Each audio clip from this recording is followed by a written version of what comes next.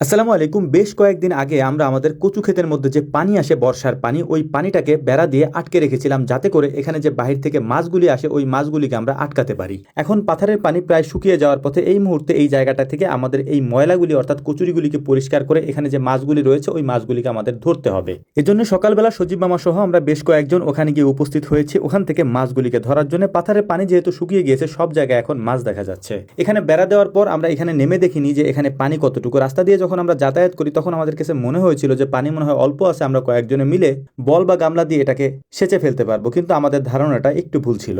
যে বেড়াটা আমরা গত কয়েকদিন আগে দিয়েছিলাম, এই বেড়াটাকে এখান থেকে উঠানোর পরে যখন ওই পানিতে আমরা নেমেছি, দেখলাম এখানে অনেক বেশি পরিমাণে পানি। এটা আমরা আসলে সেচতে পারবো কিনা এটা আমাদের মধ্যে যথেষ্ট সন্দেহ রয়েছে। তবে আলহামদুলিল্লাহ সব থেকে ভালো যে কাজটা আমাদের এখানে হয়েছে সেটা হচ্ছে এই পানি থাকার কারণে এই পানির মধ্য থেকে আমরা কচু গাছের নিচে যে কচুরিগুলি থাকে সেগুলিকে পরিষ্কার করে ফেলেছি এবং আগাছা যেগুলি ছিল সেগুলিও পরিষ্কার করে ফেলেছি। যদি এটা শুকিয়ে যেত সেক্ষেত্রে এটা পরিষ্কার করতে আমাদের অনেক বেশি সময় লাগতো এবং অনেক বেশি মানুষেরও প্রয়োজন হতো। এটা আমাদের আর হয়নি আলহামদুলিল্লাহ। পানি থাকার কারণে খুব সহজে আমরা এটা করে ফেলতে পেরেছি।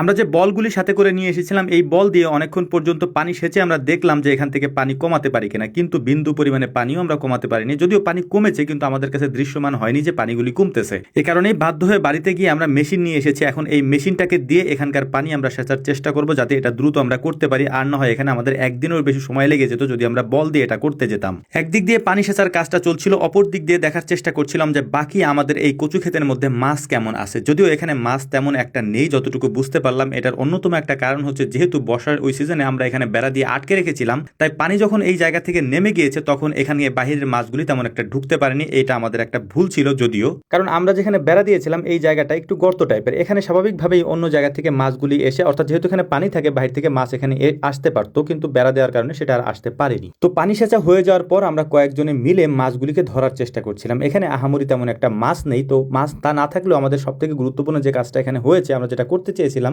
জায়গাটাকে একেবারে পানি থাকতে উপরে ফেলার জন্য যে ময়লাগুলি এখানে আসে, ময়লাগুলি যদি উপরে ফেলতে পারি তাহলে পরবর্তীতে এগুলি তেমন একটা জ্বালাবে না বা হবে না। সেক্ষেত্রে জায়গাটা অনেক পরিষ্কার থাকবে এবং কচু গাছের যে মুখিগুলি থাকে বা কচু যে চারাগুলি হয়, এই চারাগুলি অনেক বেশি পরিমাণে অঙ্কুরিত হতে পারবে ইনশাআল্লাহ। মাছ ধরা শেষ করার পর আমাদের যে যন্ত্রাংশ ছিল অর্থাৎ মেশিন ছিল, এই মেশিন সহ বাকি যা ছিল এগুলি নিয়ে, এর পাশাপাশি আমরা বেশ কিছু কচুর লতি এখান থেকে নিয়েছি।